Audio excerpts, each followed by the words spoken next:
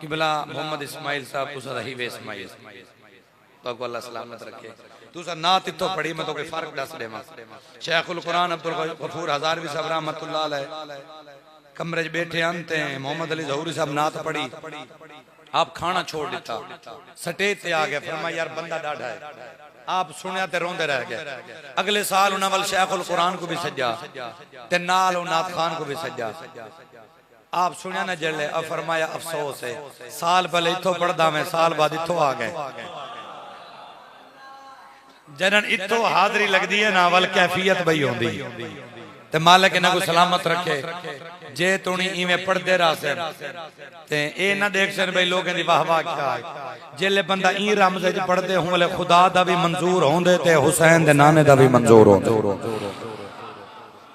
अल्लाह इन्हां को सलामत रखे। अल्लाह करी मेरे भिरा अल्लाह मोहम्मद खुबैब साहब नक्शबंदी अल्लाह आपको सलामत रखे। आप दियां मेहनतां जमात दे नाल और